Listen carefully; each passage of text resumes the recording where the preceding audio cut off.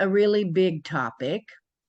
So the first thing I want to say is that for those of you who are a little bit getting going here, that in residential real estate, most of the time when you're making an offer, you are actually submitting a contract that if somebody were to sign it, it would be binding. In the commercial world or in the multifamily world, the letter of intent is really used as a way to begin to show interest and to begin negotiations. So a letter of intent can either be, more traditionally, it's actually a letter on a letterhead that's signed by who's looking to buy. But over the past 3 or 4 years, there have been more people who are using an email as a type of letter intent, and that's probably fine too. I guess, James, you're letting people in? Yes. Okay, great. So, it's a way to start off the negotiation. And once the terms are agreed on, both parties are basically going to sign it. It is not binding, and it really has no legal weight. So there isn't and shouldn't be anything that would stop any of you from actually writing a letter of intent, getting practice and starting to make offers on things. But if somebody is going to accept what you're offering at some point, and then you back out, you begin to get yourself a not very good reputation, and you can find yourself with brokers not really wanting to deal with you. So the only time you're going to start getting in trouble with that, however, is if you have signed a letter of intent and the seller has signed that letter of intent, because that it really now seems to people like you have an agreement on this deal. There are times when a broker and other people, in fact, I'd say the majority of times, people are not going to take their property off the market and stop marketing it with just a letter of intent. And I wouldn't want to do that either. It isn't until you get to a contract that you actually are going to kind of wrap that property up and sort of take it off the market. Okay. So what goes into a letter of intent? It is almost always a purchase price. It is the terms of the deal, whether you're going to want somebody to own or finance it, whether you're going to do a bank financing rather, due diligence. Now, most of the time from your clock starts at the time you have a signed letter of intent, and the average or the most usual time to close is 90 days after the letter of intent has been signed, right? But the other thing that goes into a letter of intent is your proposed closing date. You will also, one of the things that's really important is how much time you have for due diligence. That's that bullet ahead of it. And that becomes an issue because once that due diligence time has elapsed, most of the time the money you have put down to bind that contract goes hard.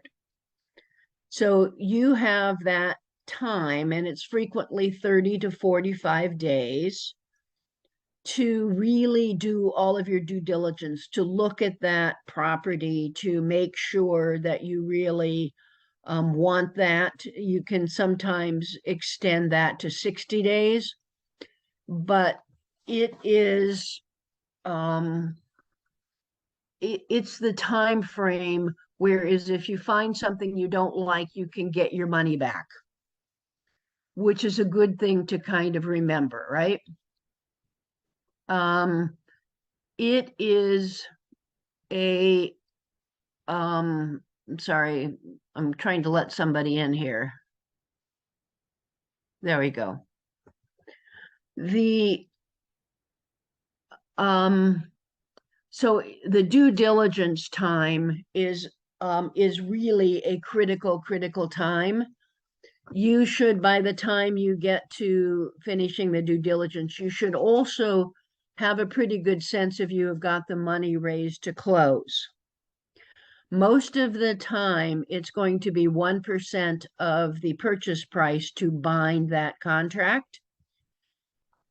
But over the past 2 or 3 years, when people were selling these properties at crazy prices and people were buying them, I have seen a lot of things where, the money goes hard immediately, or you have a very short period of time for due diligence.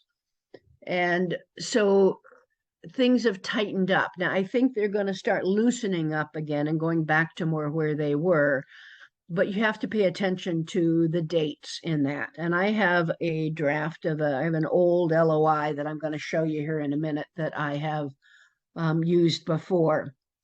So sometimes with smaller properties or with properties that have a lot of issues with them, I will put in two offers, one of which is a better price, but will entail the seller carrying some or all of the note, and then a lower price where I'm going to go get my own financing. I think I've said here in that next to the last bullet is it does not have to be in a letter, in a true letter. It can be an email, but what is important here is to make sure that when you get to an agreement, that it is actually the owner of the property who signs or sends an email back that this is an acceptable offer and that we have a deal. I don't want the broker to do that because they are a third party here, and the seller can pretty easily say, I didn't agree on that, et cetera, et cetera. All right. So I'm going to go to the next slide, and then I'm going to pull up the example for you to see, okay? All right. So a couple of things here just generally. Letters of intent are almost never accepted as written. Like I've said, they are generally the beginnings of a negotiation. And so I don't think in the 25 years I've been doing this, I have ever had a letter of intent that that somebody just accepted it as I wrote it. Most of the time they're coming back and forth, and we are agreeing on this and not agreeing on that. So it is just the beginning of a negotiations. Sometimes the seller is going to counter back formally with your letter of intent, and they will update it, or they will cross out something you wrote and add their own items in there. Sometimes they're just going to come back on an email. Excuse me. Sometimes they will write a whole nother letter of intent back to you. So you see a lot of variation there. Most of the time, I wouldn't even say sometimes, most of the time they are going to get back through the broker, who's going to call and talk to you, and you kind of going to work things out a little bit. You're going to try and learn what the seller is going through, what they're really wanting. What you don't, if I can ever actually talk to the seller, I'm going to prefer that every single time, because then I can actually hear what the seller is saying, what they're wanting, rather than it going through a third party, which is the broker. But a lot of times at this stage, that's not going to happen. So the broker is going to be the neutral third party.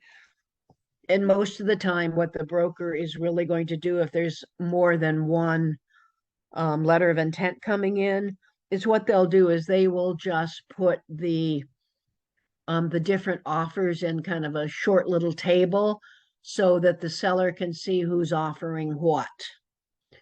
And most of the time, it's going to be the high price that is going to convince the is what the seller's going to take. I wish it wasn't, but that's what it frequently is. I have frequently gone through 3 or more iterations of a letter of intent before we've come to an agreement. Most of the time, it's me, the buyer, who's going to rewrite the final letter of intent with everything that's been agreed on. I'm going to sign it, and you're going to get the owner who's selling it to sign it. From there, it's going to go to your attorneys for the contract to create the contract. One of the things that is fairly important somewhere in this LOI period is to find out everybody who owns it, who is on it, or if it is an LLC, if there is a managing member of that LLC who can make the decisions. Otherwise, you can end up with a contract that's not valid because the ownership is not in agreement on that. All right, so I think that's enough for that right now. Let me kind of stop sharing this. If I figure out how to do this. New share. And let me see if I can find my LOI in here someplace. I mean, how do I stop? I'm trying to figure out how to stop sharing this.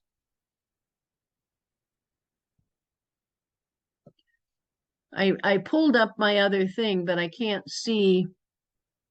James, how do I stop sharing this?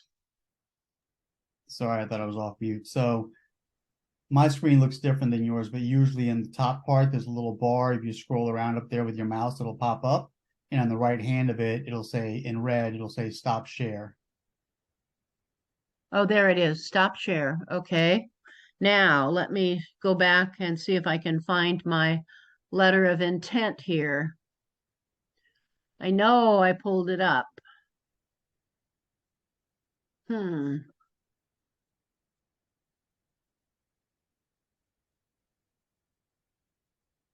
I don't think that's it. No, it's not. Sorry, you guys. All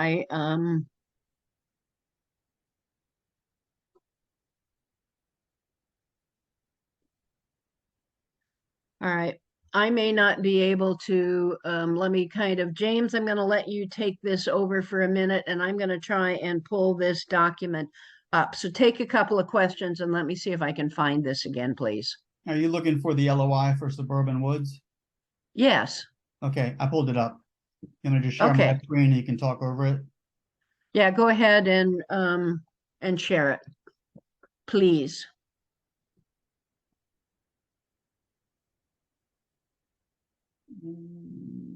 Okay, so if you just go ahead and scroll down a little bit, James. So we're just and kind of stop here for a minute. Scroll up just a little bit. So no, the other way. The other way.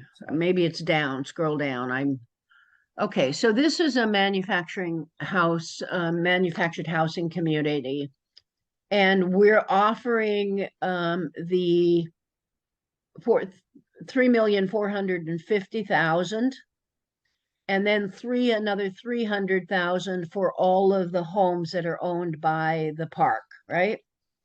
We're going to get a new loan. So here's the terms.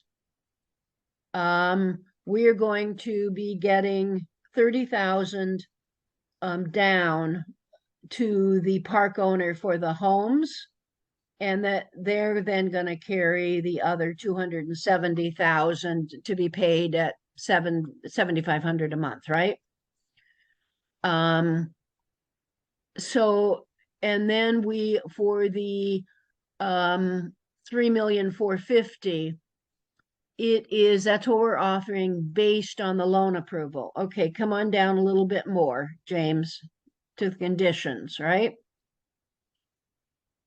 So these are some of my conditions. Once we have assigned LOIs, that they're going to give me an income and expense statement for each of the past 12 months. They are going to give me a copy of a updated basic title opinion. Now, this is not a title report. This is just somebody going in and saying, I don't see any obvious issues here. If they have a survey, then they're going to provide that. And I'm going to obtain a phase 1 environmental. Next page, please. All right. I will get the appraisal. The buyer is going to obtain an inspection. That's me again. So the seller is going to get the appraisal. I'm sorry. I'm going to put 5,000 down when the contract is signed. Due diligence is 45 days. Closing is no sooner than 45 days following the ratification of the contract. And that's so I can get all my money in. All right, this next paragraph is fairly important, right? All right, so actually it's the last one. Is no, I'm sorry. Come back. Is that we plan to purchase it under the above stated terms and conditions if the due diligence are found to be as reported, right? Then and the next paragraph is it's understood that this does not constitute a complete and definitive purchase and sale agreement, but is merely evidence of the intent of the parties to good faith. So this is me saying this is not legal and binding, and the one above it says I'm going to buy this if we find that the due diligence that this property is as you have reported it to be. I'm not going to show you all the things back and forth. I think we went back for 3 or 4 times on this, but that gives you kind of a sense of what goes into a letter of intent. A lot of this is kind of boilerplate. And so let me kind of leave it there, and you can stop sharing and we can go back to the slides for just a sec. Thank you. I know I pulled that up. I just don't know where it is. So shame on me. Okay. Whoops. Why isn't that? There we go. All right. So we're going to go ahead and take some questions, but I just want you to know that if you are interested in more about this, we have a free webinar. That's the bit.ly. And that's our YouTube channel. We have weekly calls at 6:30. And James told everybody, you can tell everybody again how you can get to those. But we generally post things on Thursdays from the Tuesday call. Next week and the week after, we are going to be talking for 2 weeks about different terminology that is used by brokers and other people in this multifamily world. And so I think there's a number of questions and or things. So I'm going to turn it over to those. And James, I'm going to let you take the lead on this, please. Sure. So Matthew, I'm not sure I understand your question. You're saying seller financing 75% and we'll use As an example. I'm only talking about an example. I'm sorry? I'm only saying an example on the LOI. Oh, okay. All right. Just an example, quote, quote. Okay. So one of the things actually that I thought of, Nichole, as people are thinking about their questions, and you may have gone over this a little bit, but when does due diligence actually start? Is it the date that you sign the LOI, or is it the date they give you everything you've asked for? Why don't you expand on that? Because you already know the answer to that. Okay, so I'm trying to be the devil's advocate here. So what'll happen sometimes is you'll send in an LOI and the person will go, okay, that's great. You know, you've got 30 or 45 days for due diligence and you've asked them for a bunch of stuff, right? If you don't have in your LOI the term that says due diligence begins when we receive all of the requested financials or whatever it is that you're asking for, if you don't do that, what may end up happening is, let's say you've got 45 days and on day 40 they send you their INE or they send you their plat or whatever it may be. It puts you in a really bad position. But if you let them know up front, listen, this doesn't start, the clock doesn't start ticking until you get me everything that I've asked for. Now, then they come back and say, you know something, out of these 10 things, I can get you 8, but I really can't get those other 2. That's totally fine. Nobody's going to get you everything. And that's fine, but at least you know going in, I've got these 8 things. I'm not getting those other 2. As soon as I get those 8, then the clock starts ticking. Good point. That's a good point. Are there other things in the chat, or do other people have questions? We're just going to kind of open it up here for a little bit. I'm typing it right now. Oh, you have a question, Matthew? There you go. I just sent it. They're asking price. Does that go in the LOI? They're asking Yeah. price like on LoopNet. Does that number come onto the LOI itself or no? Are you asking if the offer number or No, the? no, they're asking price on LoopNet or Freshly or wherever else. Does that amount number go anywhere on the letter? No, Their number. it doesn't. Okay. What I Just put making on sure, my making letter sure, of thanks. intent is how much I'm offering. Okay, good. I'm back in So- front. Good. But you do bring up a good point in that what I will typically do when, you know, I'm old school, so I tend to write LOIs rather than putting them in an email, right? And I sign them. You do an LOI and you're going to sign it. You don't send it out unsigned. That's kind of bad form. But I will, when I've attached that that LOI to an email, I will tell the broker where I am and why I am where I am on the sales price. So I'm just gonna let them know basically how I came to where I am on this, even if it's a short sentence or two, so that, you know, there's some kind of explanation if I am significantly below what they are asking. All right, other questions? Like an example, like a property, they took down the property to refer things because it's very rough what's going on.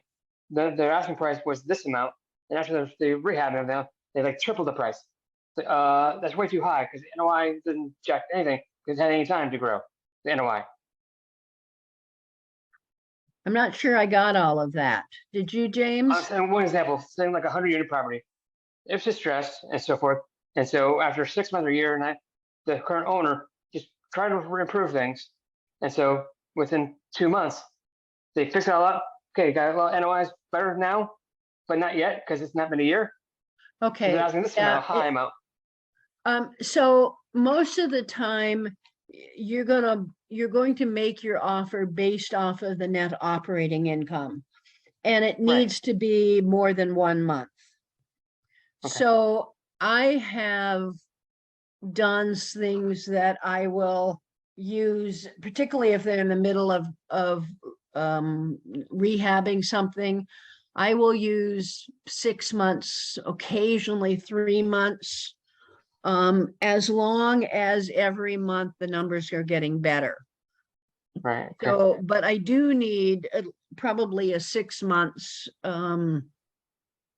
months of operation. And if I don't have it, I'm probably not going to make an offer, or it's going to be somewhat creative, and we're going to talk with the seller about ways to do that. But that's way beyond this little Teaching Tuesday here. That's more of I'm just of a 404 class. Okay. All right. Other questions from James? Are there other things there? No, I've got some on Mike. Mike had sent me an email with like 10 questions when we had the students only thing yesterday. And he only got through about 5 of them. So I've got 5 others, but we can wait on those while people ask their questions now. So Okay. Nichole, I'm curious. You're talking about you like to actually speak with the seller when there's a broker involved. Does that ever happen? Yeah, In it the commercial does. space, Because real I'm estate. not gonna I know. Go ahead. I'm sorry. No, I'm sorry. Go ahead. It does most of the time. Now, not always right at the LOI stage. Yeah. And I am never going to try and cut the broker out. So I'm going to want to have a conversation and have the broker on the conversation as well. So, So that's not unusual then. I wouldn't say it's usual, but it's the way I like to do it, particularly if I'm buying something that where there is some hair on the deal, where it's just it's a little bit distressed. So like not too long ago, I bought a big bank portfolio of REOs, short sales. And I could talk to the bank anytime I wanted to, the person, but they didn't really know much about what was really going on with the property. They were just looking at the numbers. And so I was talking to the different property managers and stuff like that. But I have definitely talked to the actual seller more often than not. It's frequently not at the letter of intent, but it is at while we're going into contract, and I can try and have a couple of conversations. We don't have a deal at the LOI, so brokers appropriately protect their sellers at that point. That answer that? It does. Okay. Have I ever worked with a wholesaler who has a property under contract assigning it to you? Or do you only ever work with a broker when it comes? I have never really worked with a wholesaler on a commercial property, but it isn't because I wouldn't. It's never happened that way. But what I will say is that wholesaling, and we may do a Teaching Tuesday on this at some point, wholesaling in commercial is real different because we are not doing a contract right away. So they can't sell the contract to me. What they're going to be selling is a letter of intent. And I frankly don't want the wholesaler locking me into something that I am not willing to be locked into. So I want to have some input into my financing, how I want to work that out, those kinds of things. So wholesaling a multifamily property looks different. Unless it's a really small, 5, 6, 10 unit kind of thing. But I would not ever buy a commercial property from a wholesaler if they had a signed contract. I just don't want me to be caught up in something like that on a multifamily. I don't know who wrote that. Who's AB? Andrew Baker. Ah, okay. All right, we got other questions? I'm opening up to the group there. So just a quick comment for you, Andrew. So a student Friday brought me a deal saying, will you help me wholesale this? And it's small. It's like 6 or 8 units, and then a commercial unit. So it's mixed use. And he was just saying, can I just kind of send this out? I found it when I was calling people. It's not, you can't wholesale something a broker sends you, right? That's just not the right thing to do. So if you wholesale something, it's got to be something that you found or someone referred to, whatever it may be. And what I explained to him is that when you wholesale a commercial property, you really have to kind of dig down a little bit and figure out if it's a good deal or not.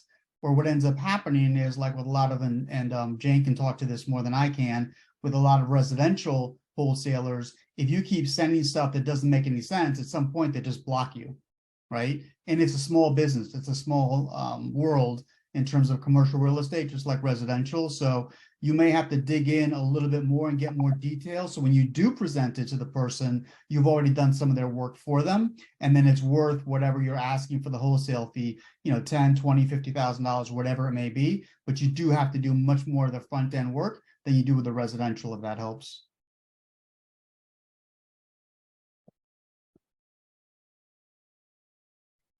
Other questions?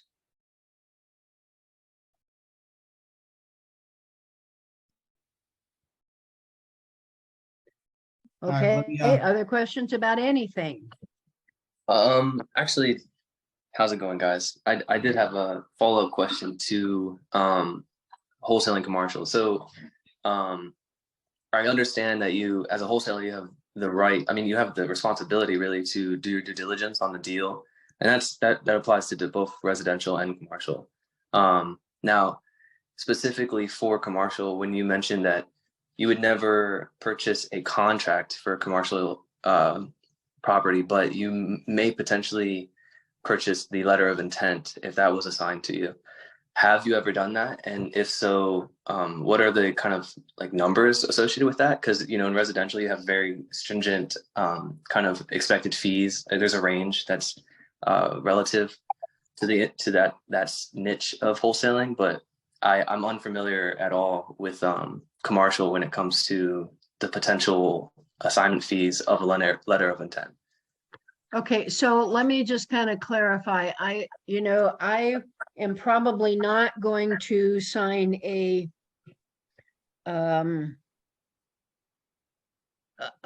agreement with a wholesaler based off of letter of intent that he's got signed, because I'm going to go in and do the due diligence or some of it. So typically with a wholesaler in commercial, you're going to do more than just get a letter of intent agreed upon. You're going to get some financials. You are going to get go do looks at some of the competition, where they are, kind of what are some of the problems with the property. So you're going to give me a better picture of that property and what's going on than you would in a typical residential wholesale. The other reason I am not going to do a binding contract to pay you something is that an awful lot of deals actually fall out in due diligence, right? You find something that just isn't going to work. So what I would do is sign, if I close on this deal, I will pay you such and such. And how much of that is you get paid is really dependent on A, the price of the property, and B, the amount of work you have done to kind of scope out what the deal looks like, right? Most of the time, I see people trying to wholesale properties that a broker has listed someplace. And, you know, you don't have any kind of agreement with anybody on that deal, that you have a deal. All you're handing off is something that's already listed. And if you, most of the time, I don't think, you know, buyers from a wholesale and residential is going to pay you for sending them a property that's listed, right? You're going to have done some kind of work. A lot of times you go in, you take a look at the property, you estimate repairs. You kind of tell the buyer what they're getting into. It's not a lot different other than what you actually are going to look at is a bit different. But you typically are going to get paid 1 to 2% of the purchase price is what a typical wholesale fee is. So you can get a nice payday, but you have to do the work for it. Completely understood. Thank you. That we 100% only find off-market deals. We don't do bird dogging with our residential. But coming across some tax liens of or foreclosures of properties that, particularly in Baltimore, that might be commercial, and trying to figure out how to navigate that space as a wholesaler is Yeah. kind of the intention of where my questioning was.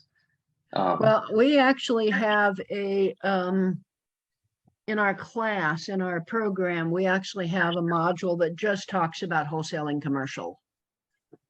So it's probably an hour and a half, something like that. But it's enough different that if you find something at some point that really looks good, maybe we can talk more. James, what would you add? It's so funny because the deal I was talking about, this guy owns a pretty large wholesaling business, and he came across it when he was wholesaling. He does residential. And so far, I think he's got 25 or 30 units. He's got, most of them are small, 4-plex, 6-plex, 8-plex, that kind of thing. But he's found them just by wholesaling. He runs across people that say, oh, I've got this house, and by the way, I've got this 10 unit also. Are you interested? Kind of thing. So if you find something like that, I encourage you to do two things. One is obviously get educated, right? Watch that hour and a half or whatever it is. And then if you have any questions, you can email me. I'm more than happy to help you out any way that I can. And I'll put my email in the chat, and that goes for everybody. But yeah, and if you want to just talk about, hey, something, can you give me a little more detail? And we'll spend 10 minutes on the phone or something like that. I'm totally fine with that. Oh, I appreciate that. Thank you. Mm-hmm.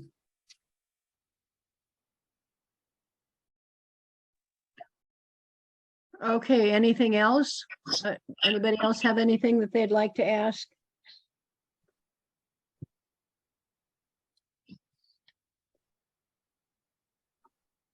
So this isn't anything to do with LOIs, but so what, as of very recently, what sort of rates and terms are we all finding out there with local credit unions and banks? Not so much the hard money or the Yeah, you private side. probably don't want to do hard money with the so you probably don't want to do hard money with a commercial, because you're going to have to hold it for most of the time more than 2 years before you can before you could sell it or refinance it. And that's pretty expensive money. So there's a fair amount of variation, and there's a lot of change going on right now. So there is what I'm seeing in general, and I have to tell you, I haven't looked at the differences between credit unions and savings and loans and banks and all that. But on average right now, the lending is somewhere between 6 and 6.5. Maybe you can find 5 3/4, but as interest rates are going up with the Fed, they're going up on commercial. But that's offset by prices are coming down.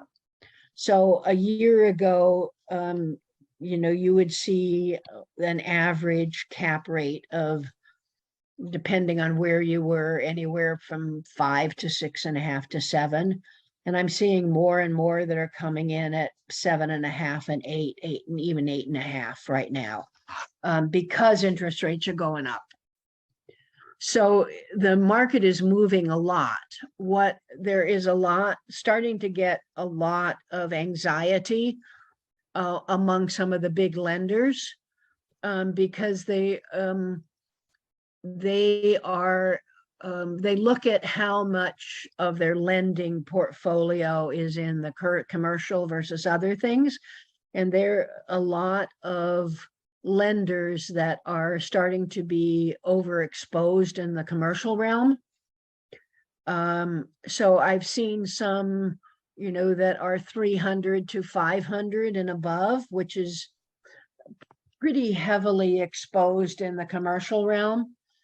And so they're getting tighter on what they're lending on. And they are holding the refi. So you're starting to see, we're having the balloons. So commercial balloons, you may have a 25-year AM, but it's going to balloon every 5 to 7 years, and you have to go back and get everything underwritten again. Those over the past 2 or 3 years have come down to, instead of having a 5-year balloon, a lot of them were doing 3-year balloons because they knew people were paying too much. And that now becoming more of an issue. So I actually, I've been saying for a while that I think you're going to start seeing increases in foreclosures or short sales in this realm here in the next, for sure in the next year, because I'm not sure when these loans are going to balloon. But if you start looking at some of the financial news in the commercial realm, you're starting to see some anxiety about a number of the banks being overexposed with some of the loans they've made. I don't know if that answered your question. It probably didn't. No, it absolutely does. So with that, so how about, could you give an example of how you would structure some owner financing with, would you be potentially structuring some of the owner contributed financing as part of your down payment, essentially toward the overall loan with the credit union? That's a really good question, and I probably wouldn't do it that way. Okay. But let me do. I see a buddy of mine. Did you let Mike in, James? Yeah, I did. I just saw his name pop up. Okay. Hi, Mike. Hi, Mike. Why can I not get this? Okay, I'm having problems with my. There he is. Bottom right, at least on my screen. All right. Hey, Mike.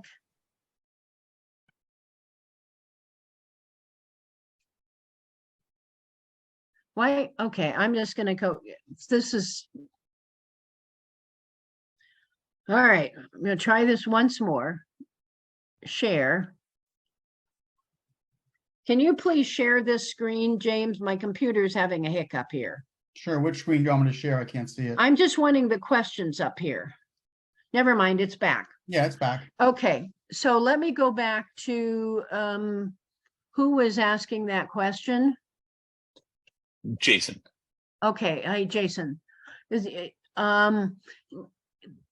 a good question. I would kind of go at this a little bit differently, though.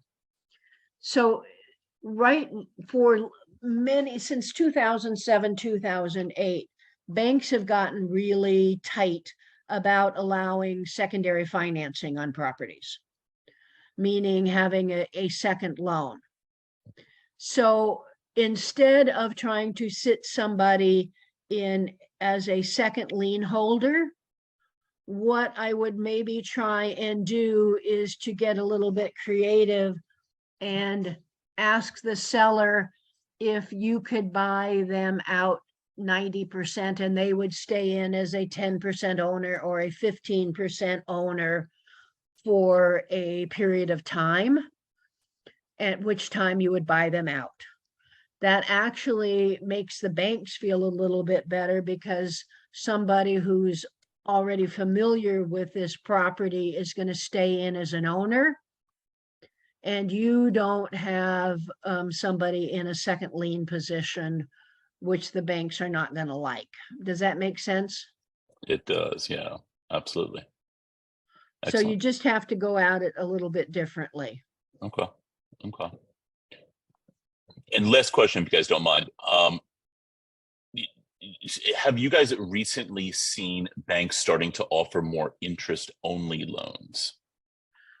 They've been offering more interest only for a year or two. has been around as prices start coming down, or I'm sorry, prices started going up, cap rates started going down. Banks were offering 1 to 2 years, a lot of them, of interest only. But I actually think that's going to be trending away because there's so much overexposure right now. At least a lot of the banks are thinking there is, and prices are starting to come up. And you don't want to, as a buyer, you don't want to be in a situation where you have a 2 years of interest only, and it's going to balloon in 3 to 5 because you won't have paid that that debt down at all, and you would be having to depend that you have gained a lot of equity. So if you have a really strong deal and you can clearly show where you are gaining equity, enough that when it comes time to refi, you don't have to come in with a bunch of money, then maybe. But they were making interest only loans because that was the only way numbers would work for where people were buying at a 5 and 6 cap rate, right? The numbers just never really made a lot of sense at that numbers. So I actually haven't looked in the last few months to see if interest only loans are going up or down, but my sense is that they're not doing as many as they used to. Yeah. All righty. Thank you. You betcha. All right, we have time for probably 1 or 2 more questions. And let me just tell you, Jane, our residential partner, is on, minus her cohort, Sharon, who is on family business right now. And Jane's going to be talking here in just a little bit about how do you find good contractors? I think that's an issue for a lot of rehabbers. How do you find good contractors? Since they've been doing a lot of rehabbing over the last several years, I suspect, and they do buying in states other than where they live, I suspect she has some pretty decent insights there. If you want to stay, please stay on, and she's going to take over here in just a couple minutes. If you need to get off, thank you very much for joining. I would remind you again that next week we're just going to start talking about various terminology that people use a lot in this business. And we can take 1 or 2 more questions, and then I will turn it over to Jane if anybody has any more questions. Hi, Nichole. This is Marissa. Hi, Marissa. I have a question. So I'm trying to see if I understand what you just said. That when you're trying to buy, I guess a commercial property, instead of if you can't, it appears as if you can't come up with all of the down payment money, you would ask the buyer to hold the mortgage with you for a certain amount of time. Is that what you were saying? That's one scenario, yes. It is, if you can't raise the down payment, there's a lot of sellers who are going to get a bit anxious. Okay. But if you can try and get a seller to take on some. Now, most of the time, the down payment in the commercial world is 20 to 25%. Correct. Mm-hmm. And so it would be, if you could get them to hold 5 or 10%, that might work. But I wouldn't go past that. But they're going to stay on. They're going to stay in as owner of that 5 to 10%. In lieu of their that extra part of the down payment. And so you have to figure out how you're going to craft that, because banks are frequently going to want, if you're buying something for 2 million, they're going to want 500,000, right? Okay. And so you're going to have that 500,000. And most sellers are not going to kick in $150,000. Are you following, to make up your $250,000? Okay. So they will stay in sometimes as a partial owner. Mhm. And if you can convince them it's a good deal, they may be willing to take less into their pocket as at the closing, and use that as an extra down payment. But you're going to have to really have a good plan, and be able to convince them that you're going to be able to do that. And most of the time that's for properties that have a bit of problems. And banks are not really happy right now with making loans on distressed properties either. That it's just that things are changing right now. Okay, so from what you're telling me, from what I think I understand is, would that be considered a master lease? No, Okay. it isn't. A master lease is where I am really leasing it. I'm leasing the entire property from the seller, and I'm going to be responsible for all of the bills, for collecting all of the income, paying all the bills, including the bank loan, the taxes, the insurance. But most of the time I don't have title to the property, and I am not changing the loan into my name. So I am leasing it, and my lease has is associated with an option to buy it. Right.